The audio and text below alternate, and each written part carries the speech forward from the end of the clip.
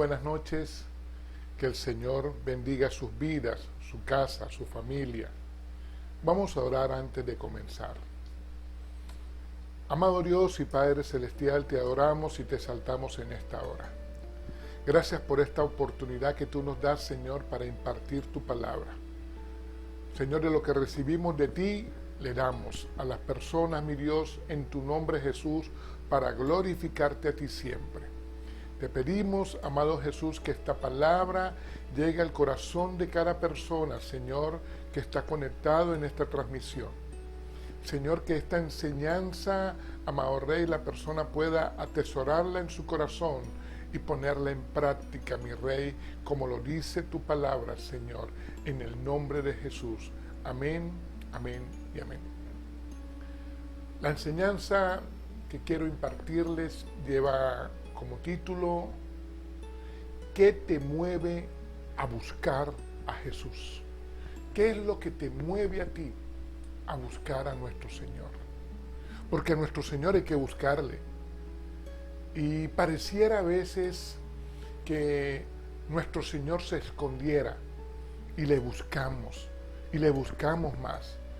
Y de eso se trata, de estar buscando su presencia, aunque Él está en nosotros, pero tenemos que buscar siempre su presencia, su manifestación, porque mientras más le buscamos, más le conocemos, más le amamos, y de seguro le vamos a seguir si le amamos. ¿Qué te mueve a buscar a Jesús? ¿Por qué le buscas? ¿Qué te motiva? ¿Qué te impulsa? ¿Qué te empuja a buscarle a Él? Y quiero que oigan por favor lo que dice Mateo, capítulo 21, versículo 9. Y la gente que iba delante y la que iba detrás aclamaban diciendo: Hosana al Hijo de David, bendito el que viene en el nombre del Señor, Hosana en las alturas. Amén.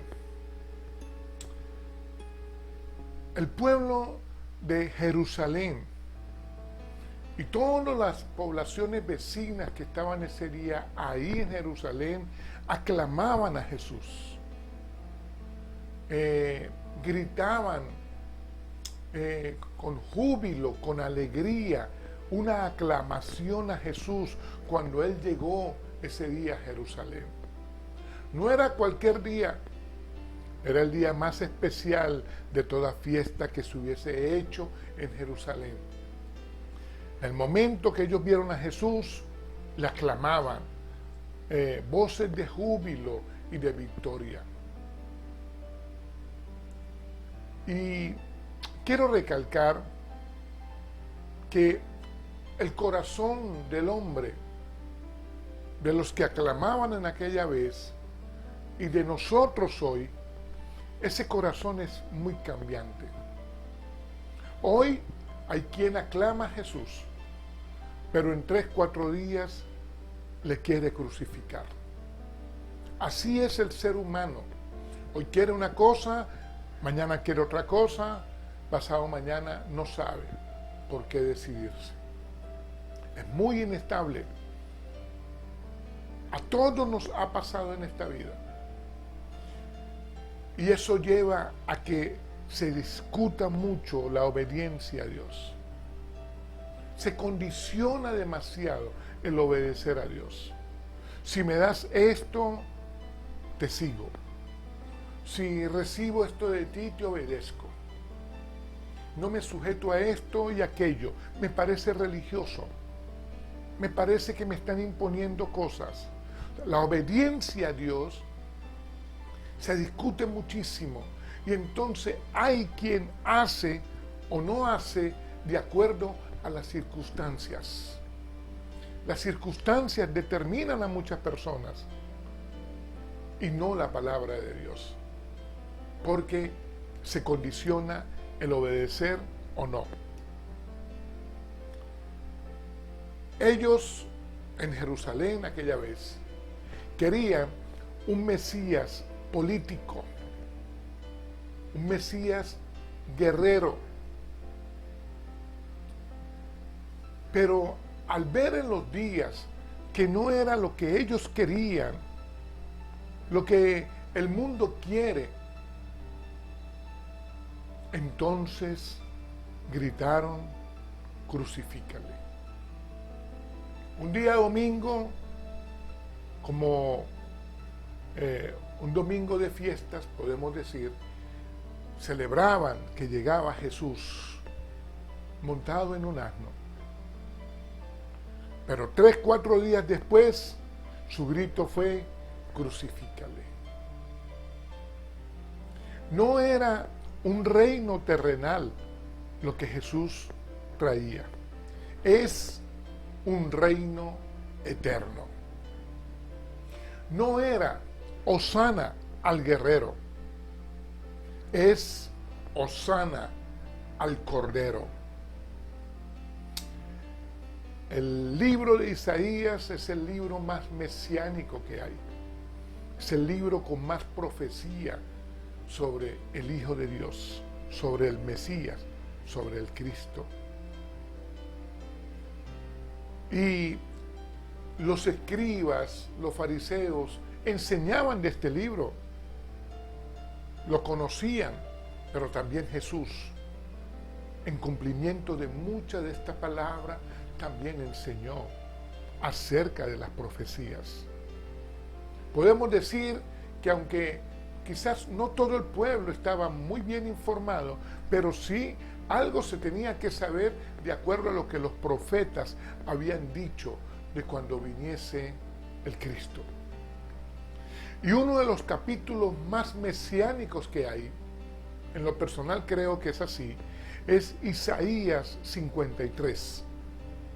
Poderoso pasaje bíblico que nos habla más de 700 años atrás de quién era Jesús cuando viniese, cómo sería su vida, cómo sería su ministerio, cómo sería su final.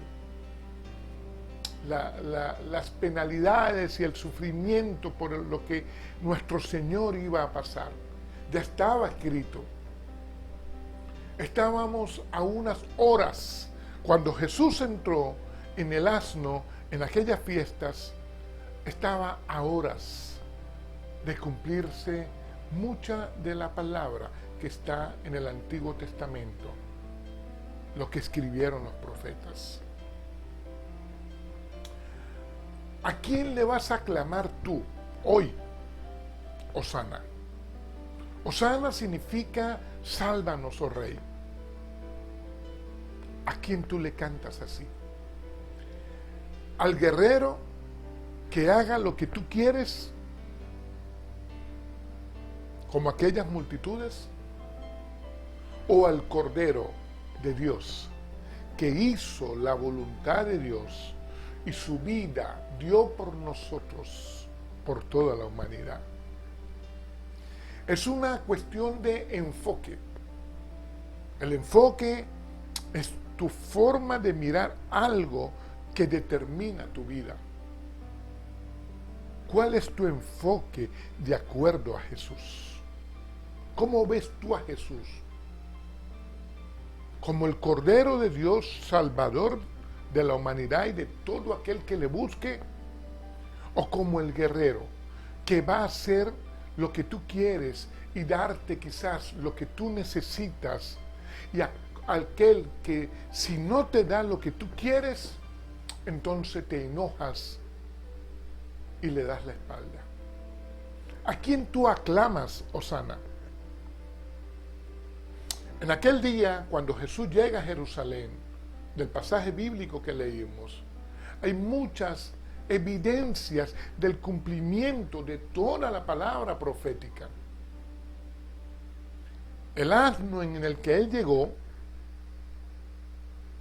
la entrada como rey, las palmas, los cánticos, la fiesta, todo tiene un significado.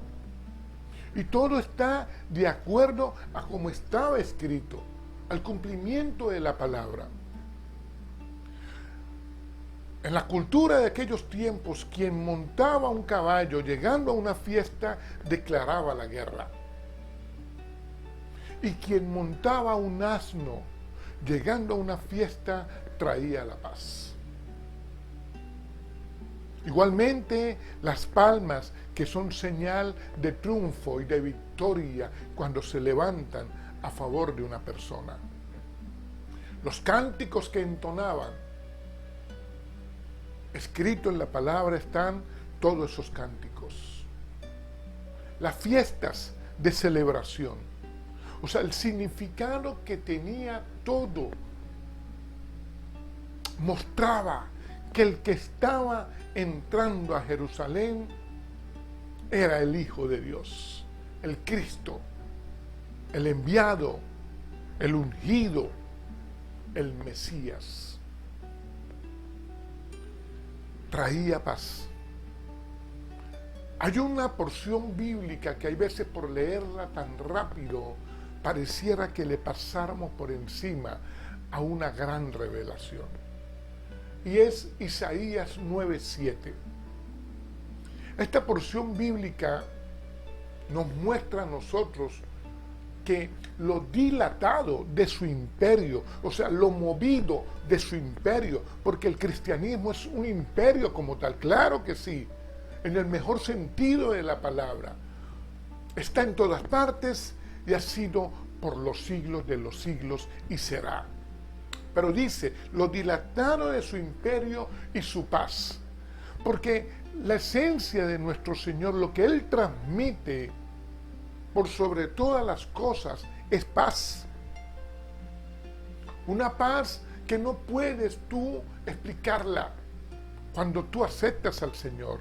Y dice que sobre el trono de David y sobre su reino, sobre el trono de David, Israel, sobre su reino, la iglesia. Y continúa esta porción bíblica diciendo que disponiéndolo y confirmándolo, o sea, para todos y asegurando que es así en juicio y en justicia por los siglos de los siglos. Y que este es el celo de Jehová. Esa es la descripción de lo que nuestro Señor vino a hacer en aquel tiempo y por toda la eternidad. Una paz ilimitada para Israel y para la iglesia desde aquel tiempo hasta hoy y por la eternidad. Nuestro Dios lo quiso así, con amor, con respeto, con pasión por su Hijo Jesucristo y por toda la humanidad. Porque Jesús es paz para todo aquel que le acepte, quien le aceptara y quien le acepte hoy. Y Jesús vino a reconciliar a la humanidad con Dios. Había un distanciamiento por el pecado de Adán, pero ya en el nuevo pacto Jesús reconcilia al hombre con Dios, a Dios con el hombre. Nos redimió a todo aquel que le acepte. Nuestro Señor le trae su paz y la salvación. Pero el hombre quiere que Jesús haga lo que el hombre quiere. Mucha gente se comporta así. Y ellos, en aquel tiempo, cuando Jesús entró en Mateo 21, ellos querían a un guerrero. Querían ejército, querían tropas, querían poder terrenal. Ellos se habían enterado de algo, de que Jesús le seguía mucha gente y de que algo había en él. Y ellos decían, pensaban, hablaban, que ese era el momento para salir del imperio romano, que era en ese momento o no sería más nunca. Que debían aprovechar toda la gente que seguía a Jesús. Y empezaron ellos quizás a celebrar, a buscar entusiasmar a Jesús, a preparar la salida del imperio, a pensar que los días del fin de la ocupación romana en Israel estaba llegando a su fin. Este imperio va a caer. Me imagino a más de uno diciéndolo. Porque la cultura de los pueblos están siempre esperando a un Mesías que venga a solucionar los problemas. Porque ellos querían cambios políticos, cambios económicos, cambios sociales. Y quizás todos los pueblos en Latinoamérica queremos eso. Pero el ser humano confunde a quien aclama. Y esta gente se fue en aquel tiempo, hace 2000 años, a aclamar a un guerrero. Ellos sabían que Jesús tenía poder porque le habían visto los milagros, las sanidades, todo lo que el Señor había hecho, resurrecciones, liberaciones, multiplicación de alimentos. ¿Cuántas cosas no hizo Jesús? Un mensaje contundente, un mensaje coherente siempre, un Señor lleno de amor.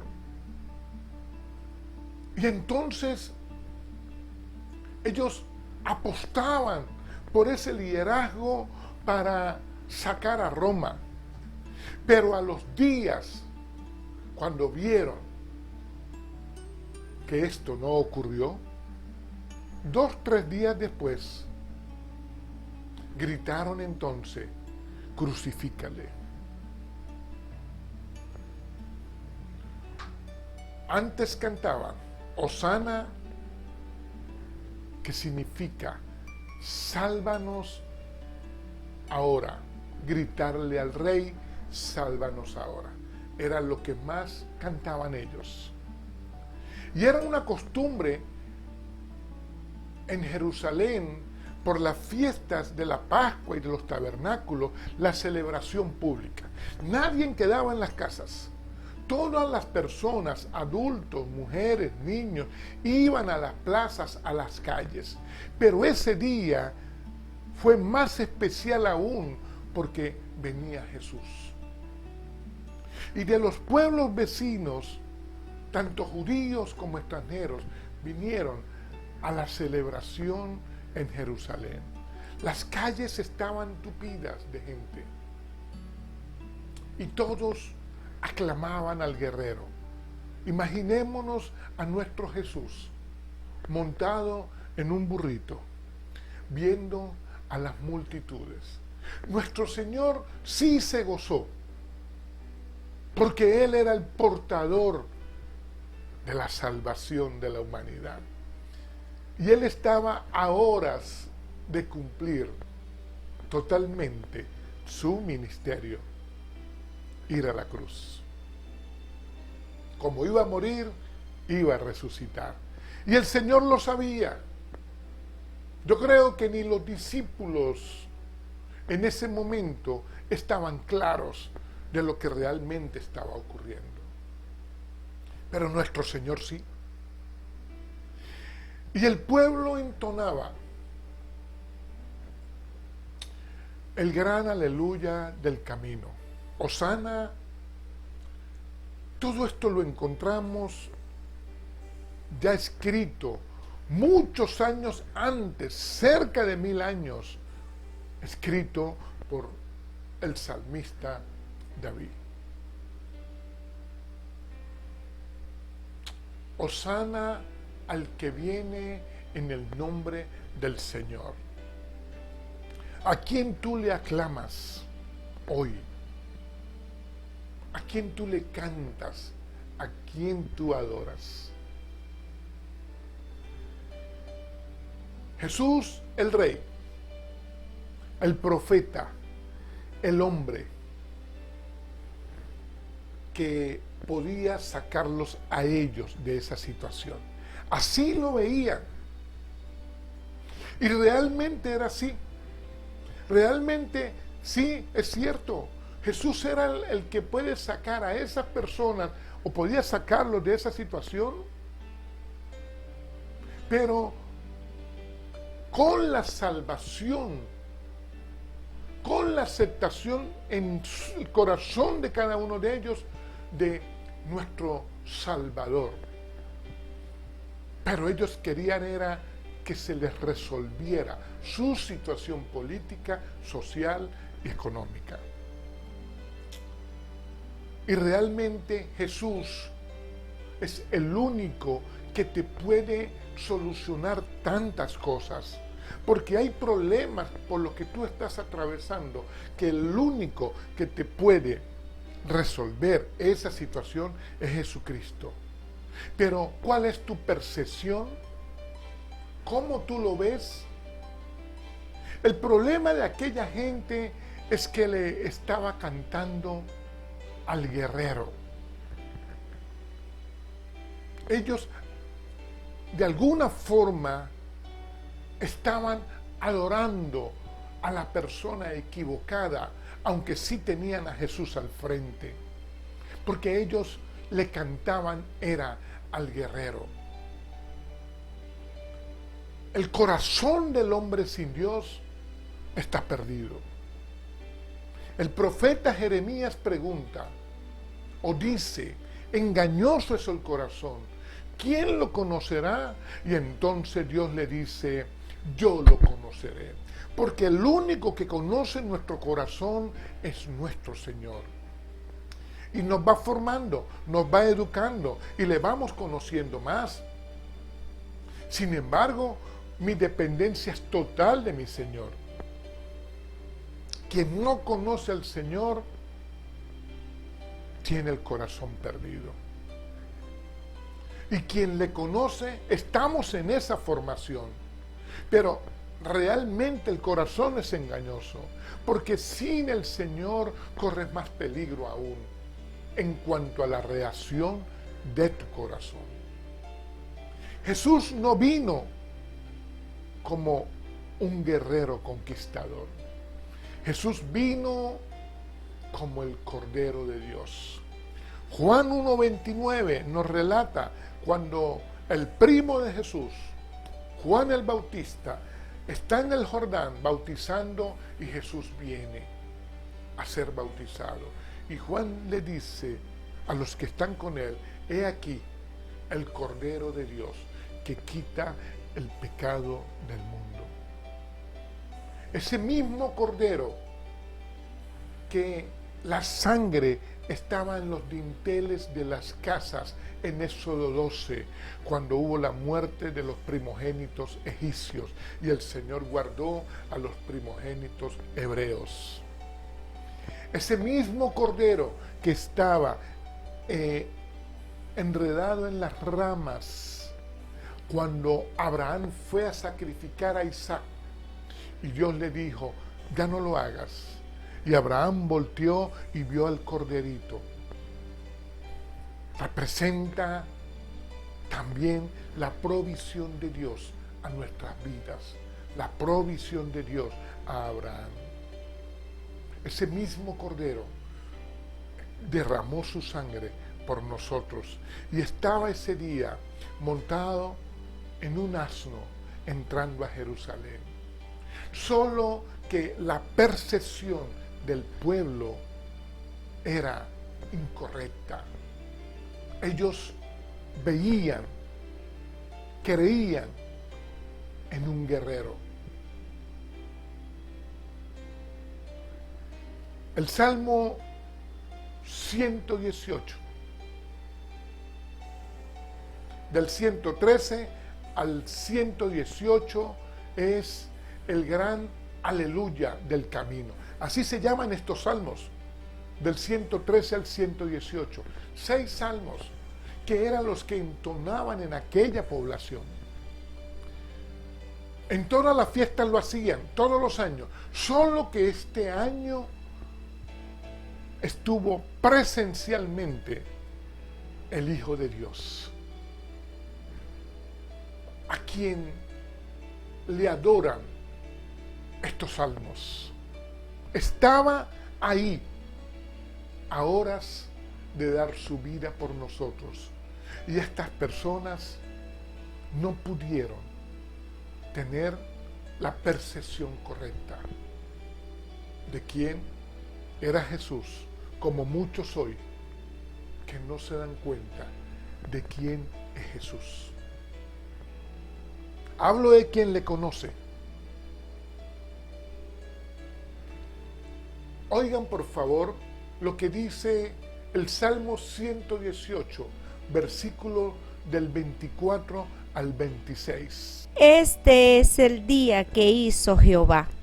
Nos gozaremos y alegraremos en él. Oh Jehová, sálvanos ahora, te ruego. Te ruego, oh Jehová, que nos hagas prosperar ahora. Bendito el que viene en el nombre de Jehová. Desde la casa de Jehová os bendecimos. Amén. Estos 3 versículos eran los que más cantaban ellos. Ahora, ¿a qué día se refiere el salmista? A ese día. Este es el día, escribe el salmista, casi 1000 años antes. Y se está refiriendo precisamente a ese día que Jesús entró. Porque en ningún otro año Jesús entró así. O sea, de toda la historia de las Escrituras y por la eternidad, solo ese día Jesús entró triunfalmente en Jerusalén. A ese día se refiere, y el gozo que expresa esa porción bíblica es el gozo de la salvación, porque Jesús es el portador de la salvación. Bendito el que viene en el nombre del Señor, es porque nuestro Señor profetizaba la salvación de aquellos que creyeran, de los que han creído a lo largo de estos años, de los que creemos hoy en Él y de los que van a creer hasta que Jesucristo venga por su iglesia. Ese era el gozo de nuestro Señor. Este es el día. Nos habla del poder de Jesús, Salvador, sanador, que iba a resucitar y que con poder y gloria estaba por las calles de Jerusalén ese día. Ese día, el único día que el pueblo le reconoció. Por un solo día le reconocieron a nuestro Jesús. Luego, al ver que no era lo que esperaban, gritaron: crucifícale. Como hablar de un domingo de Ramos en Caracas, como lo hacen en algunas ciudades, o en algunas ciudades de Latinoamérica. Pero a los 3 días, cambiaron su forma de ver a nuestro Señor Jesucristo. ¿A quién tú le aclamas? ¿A quién tú le cantas? ¿A quién tú le dices hosana? ¿Al guerrero que haga lo que tú quieres? ¿O al cordero que hace la voluntad de Dios?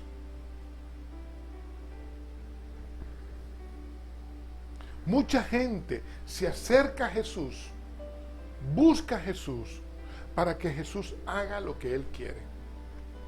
Y condiciona a Jesús: si me das aquello, te sigo. Si me sanas, te sigo.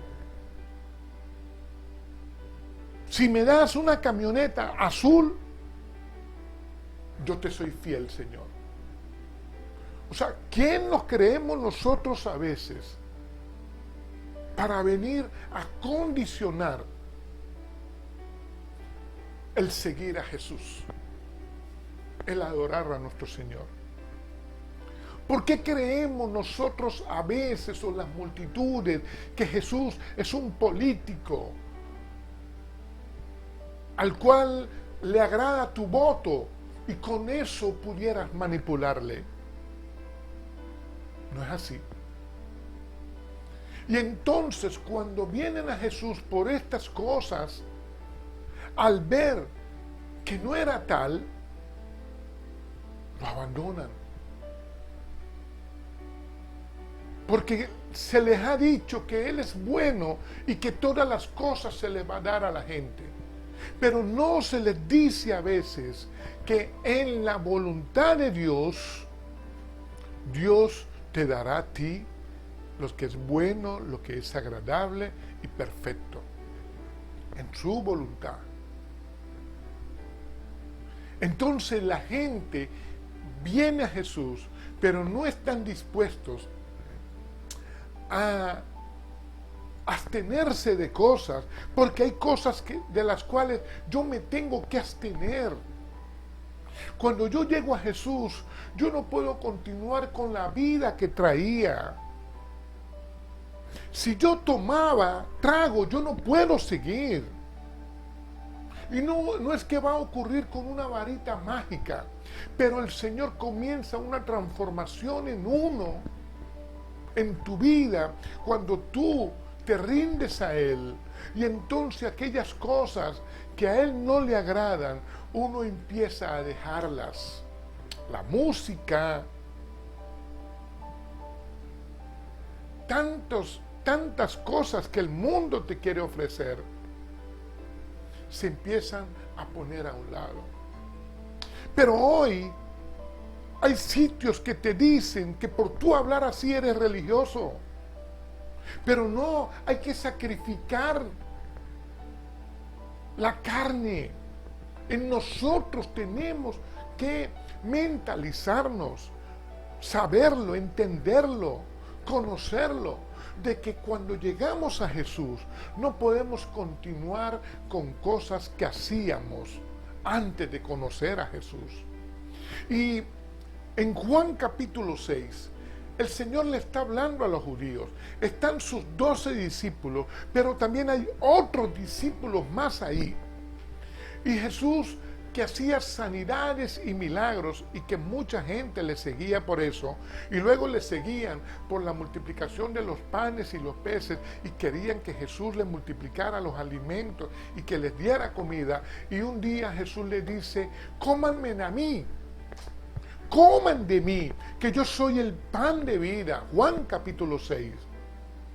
Y ellos dijeron: ¿y qué? ¿Qué le pasó al maestro? ¿Cómo vamos a comer de él? Y Jesús les explicó: las palabras que yo les doy son espíritu y son vida. La carne para nada edifica.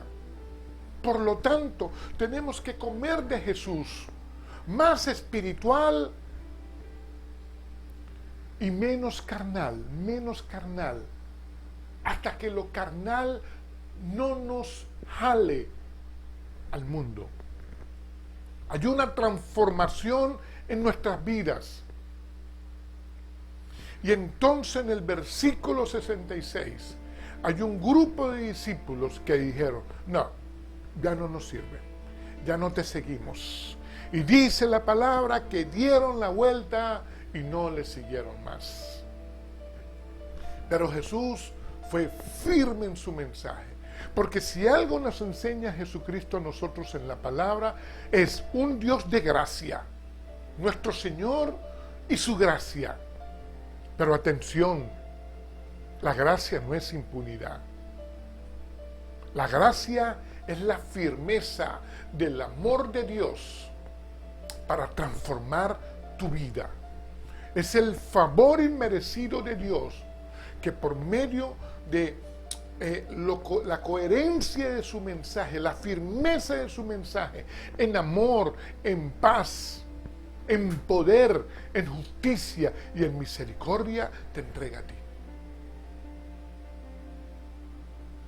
¿A quién quieres aclamar? Aquellos discípulos dieron la vuelta y ya no le aclamaron más. ¿Qué tan dispuesto estás tú a seguir a Jesús por lo que Él es? ¿Qué tan dispuesto estás a seguir a nuestro Señor por lo que Él es? Lucas capítulo 9, versículo 23 dice: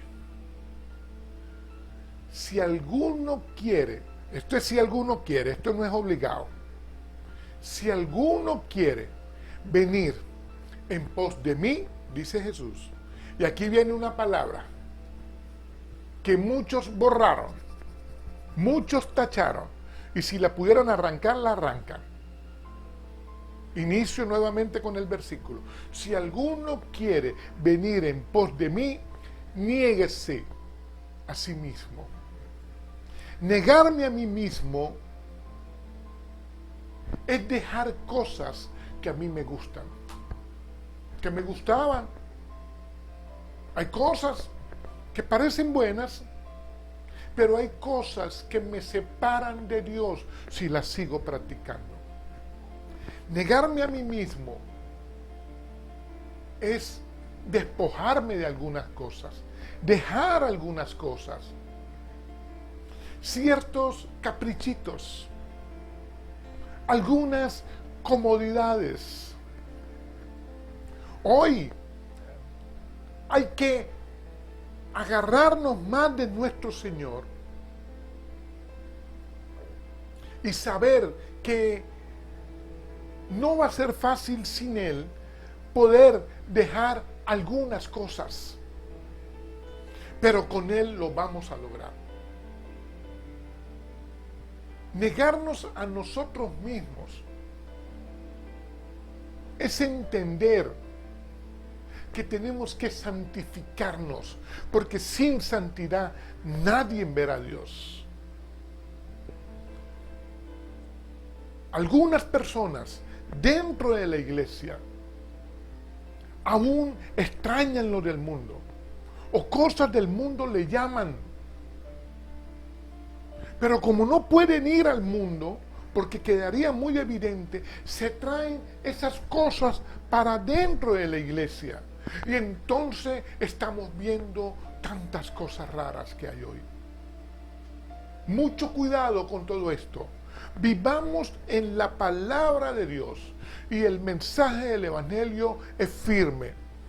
Y si mucha gente diera la espalda y se fuera, que no sea porque flexibilizamos algo que no se puede cambiar. Habrán momentos en que tú tengas una posición flexible en algunas cosas, pero atención, hay un mensaje que no se puede cambiar ni se puede dejar. Hay que ser firme en el mensaje de Jesús, como está en la palabra, como está escrito en la palabra. Hay que ser firme en este mensaje. Y de eso se trata, negarme a mí mismo. Y voy aprendiendo, y voy siendo formado, y voy avanzando. Y mi Señor me va prosperando, me va bendiciendo, me va fortaleciendo. Mi fe es fortalecida. Me niego a mí mismo, aprendo de Jesús y avanzo y sigo a mi Señor. Dice, toma tu cruz y sigue a Jesús.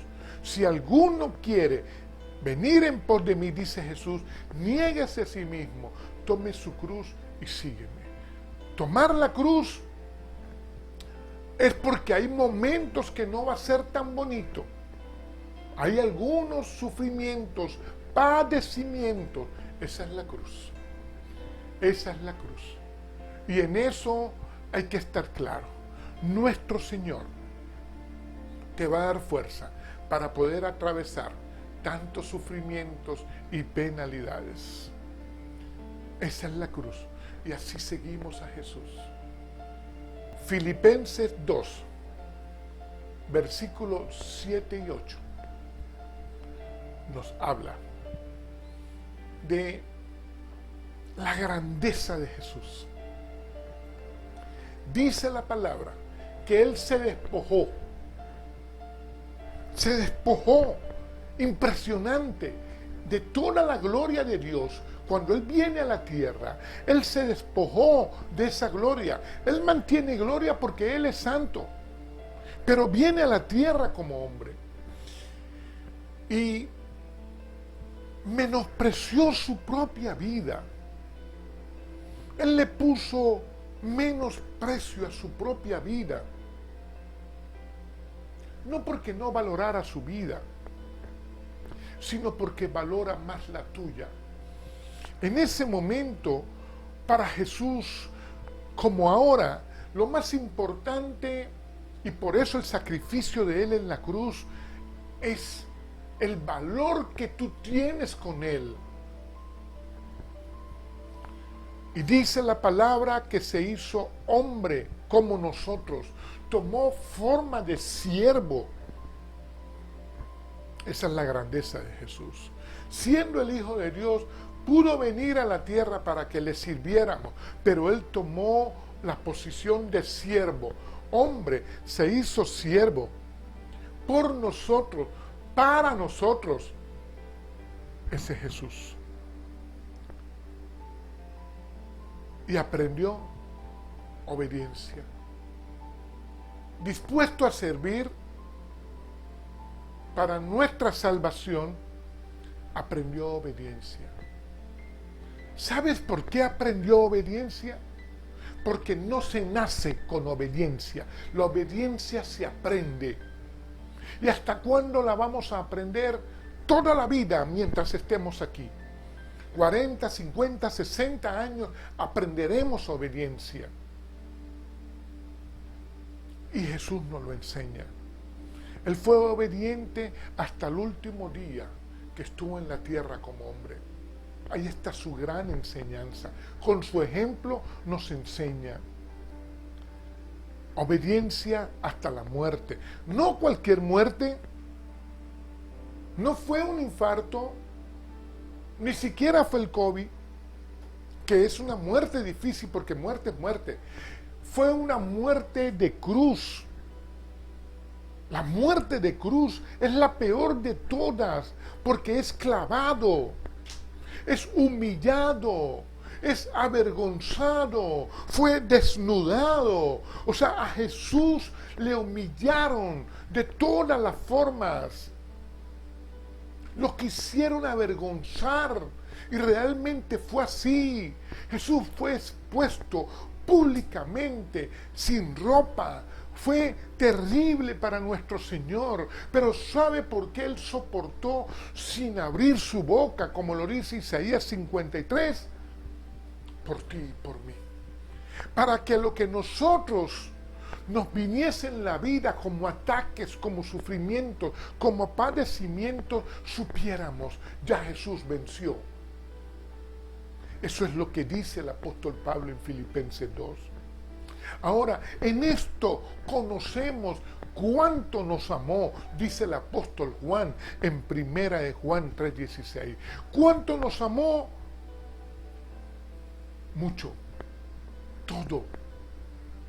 ¿Por qué? Porque Él puso su vida, así lo dice el apóstol Juan. ¿Qué es poner? Poner la vida es morir. Él la entregó. A Él no le quitaron la vida, porque Él antes la puso.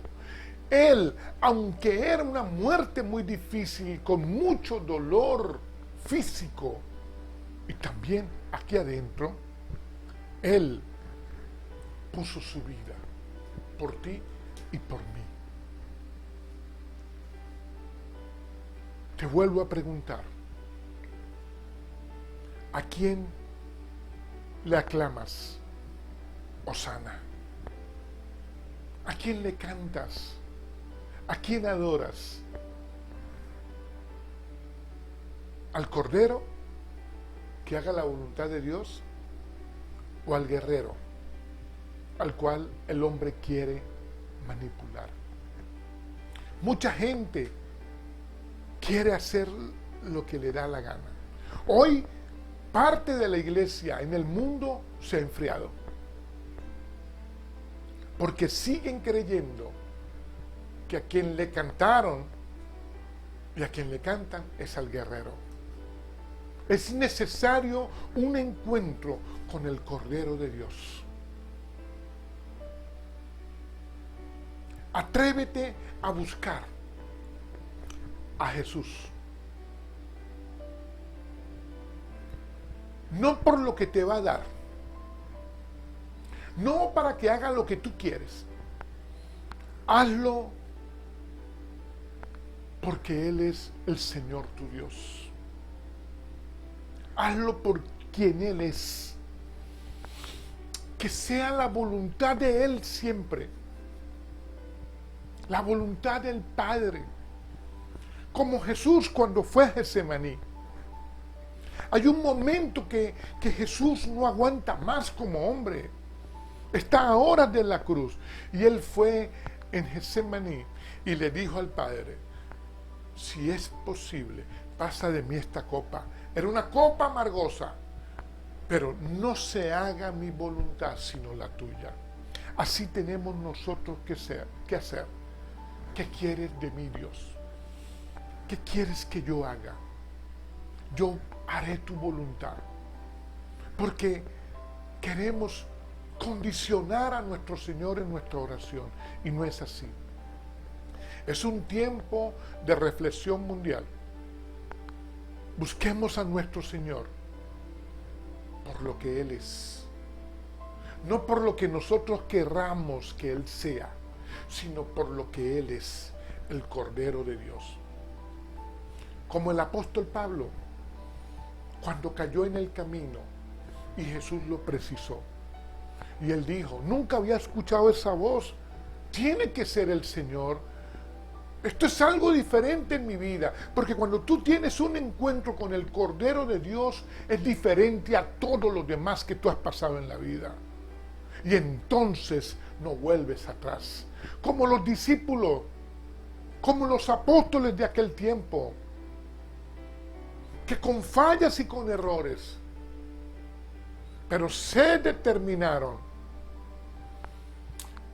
a continuar con lo que Jesús inició, su iglesia. Y hoy, después de 2000 años, estamos aquí predicando la palabra de nuestro Señor. Gloria a Dios por los apóstoles. Gloria a Dios por el apóstol Pablo. Gloria a Dios primeramente por el Cordero de Dios, Jesucristo el Señor. Atrévete a cantar, Hosana al Cordero. No hagas como las multitudes aquella vez, o como muchos hoy, que le cantan a un guerrero para ver si lo pueden manipular. Que puedas decirle, Jesucristo, aquí estoy. Reconozco que eres mi Salvador. Que mi vida te pertenece a ti, mi Señor, porque tú la pagaste con sangre. Dile al Señor, he encontrado el verdadero propósito de mi vida en ti, Señor. Tu propósito en mí. Díselo de corazón. Y quiero que mientras oyes esta canción, puedas hablar con Dios y comprometerte con Él. Cantar al Cordero, adorar al Cordero, comprometerte con Él, con Jesús. Él te está viendo y Él quiere transformar tu vida y tu familia. Lo viejo quedó atrás. Hoy hay una oportunidad hermosísima para que tú adores al Cordero de Dios y te comprometas con Él. Oye esta canción.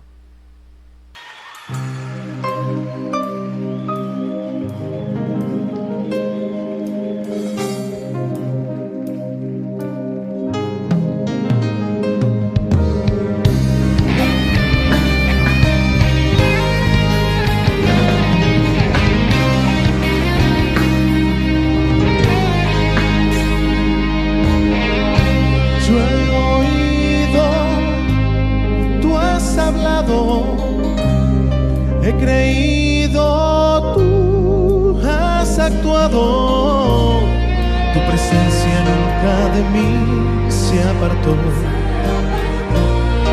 En la oscuridad de tu luz sobre mí brilló.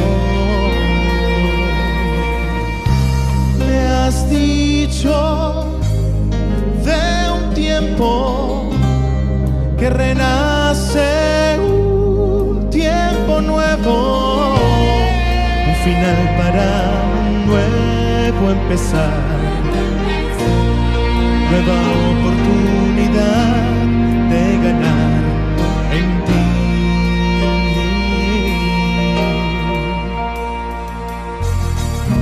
Caminaré, lo leeré sobre nuestras vidas.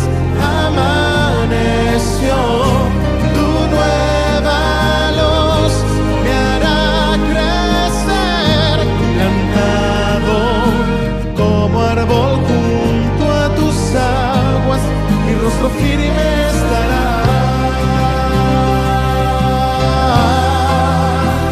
Una nueva oportunidad tú me das para ganar.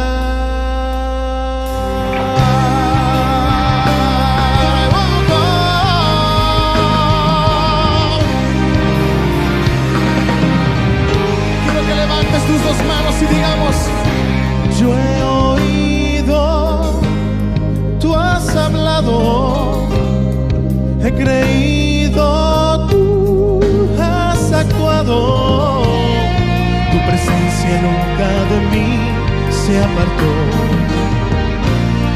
En la oscuridad de tu luz sobre mí brilló.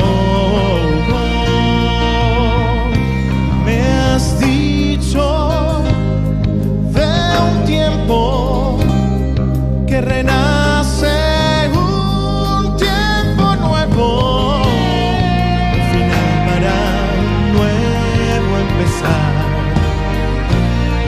nueva oportunidad